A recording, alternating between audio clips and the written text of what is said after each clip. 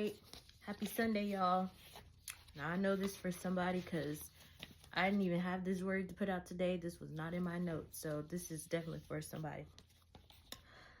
Woman of God, my sister, my friend, your father has a word for you. So I was in the bathroom straightening my hair. And it was silent, right? So I'm always listening for what's on God's heart and what word he wants me to give for the day. So I was just speaking to him about prodigal sons and why it's so difficult for them to come back to him, right? And I heard clear as day, it's not just my sons, it's my daughters too. And I was like, whoa. And just me and my ignorance, right? Because I feel like it's so easy for women to come back to God, for women to surrender to God, for women to accept the calls on their lives. So just in my head, I'm always thinking that it's the men that are the prodigals, right? I never even like thinking about it being the women. But there is a woman listening to me right now, and you're going to know this for you because God is going to make sure this video comes across your feed. There is a man that you have come across multiple times.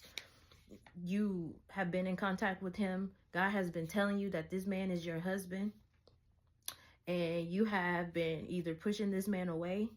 You have been allowing your past to stop you from receiving God's love, right? You have been in denial of the fact that you are even supposed to be married. You keep telling yourself you're just going to be single for the rest of your life. But the devil is a liar, because that is not God's plan for your life. And if you know him like I do, you know that his plans prevail in the end. So this is your word, sister. That man is your husband. God says stop fighting it. And what's crazy is I've been coming across the verse in the Bible where God is telling Peter to cast his nets again, right? And I was just thinking that he was telling me like, oh, you know, do your TikTok again or pursue some things that he's been telling me to do again. But then this morning he was speaking to me while I was straightening my hair. Y'all have to cut the noise out of your lives. Try doing things in silence so you can hear his voice. A lot of people always say, oh, I don't hear from God. He never speaks to me. He's literally speaks to me 24/7, right? But he speaks in stillness and quiet. He's not going to fight for your attention. So turn the TV off, cut the music off. Just learn to sit in silence. Be still sometimes so you can hear what he's saying to you, okay? That was for somebody because I didn't even plan on saying that either. But anyway, back to my Bible verse. This is Luke 5.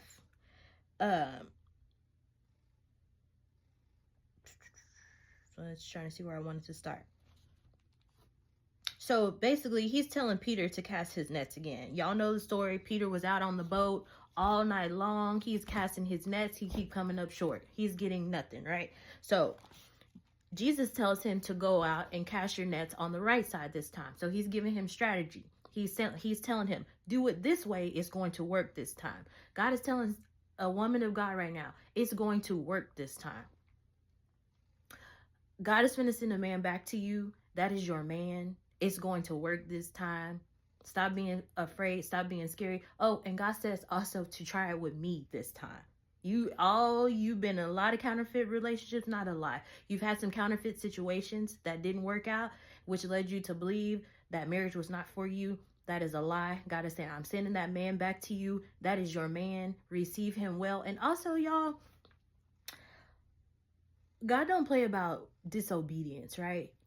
If he is telling you that a person is your man and he sent his son back to you and you do not receive him well, there will be judgment, right? Because just like there are women sitting around waiting for prodigals to return to them, there are men sitting around waiting for their wife to come to them, right? So it's a little bit of selfishness too, right? For you to keep them waiting when you know that's your man, when you know that's your woman, okay?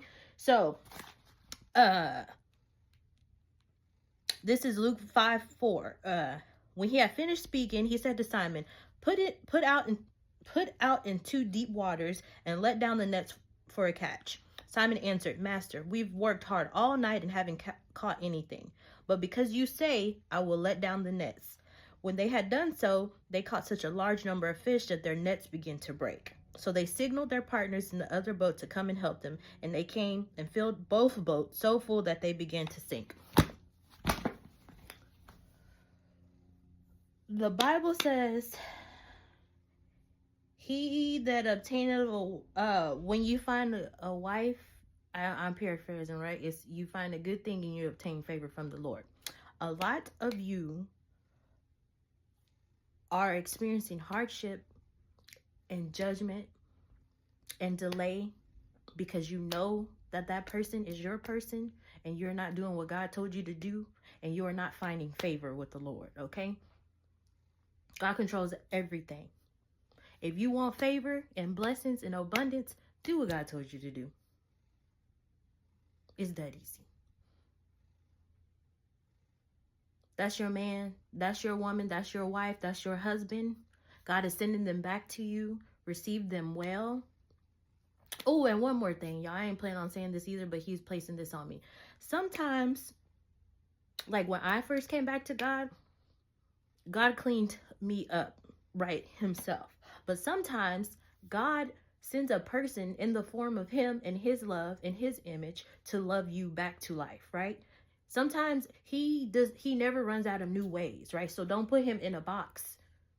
Some of y'all are sitting around waiting, thinking that, oh, I have to be healed before I go. But if God said that's your man and he keeps sending him to you and he's pursuing you and he's loving you and he's being gracious to you and merciful and patient to you, maybe that's how God is restoring you in your heart and your love, right?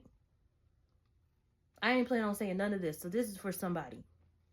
That's your wife. That's your husband. And God is sending them back to you. He's putting them in your face for a reason. He's allowing them to pursue you. And another thing about appointed times, and I'm going to say this and I'm going to go, there is a window, right, for you to do what God told you to do.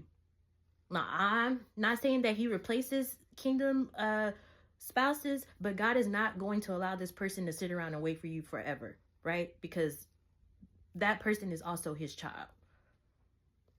And he knows what that child deserves, right? So even if you're feeling like I'm not whole enough, I'm not ready, I can't provide for them, when you obtain favor from the Lord, he's going to open up opportunities and windows and blessings for you to provide for your person. So stop worrying about that. If he is sending you back to that person, go do what he said. A lot of times we don't take the first step, so we can't get to the next step. Come on, somebody. I'm preaching now, so I'm gonna get off. I'm gonna go. But I love y'all so much. I hope that this blessed you, and I'll talk to you later. Bye.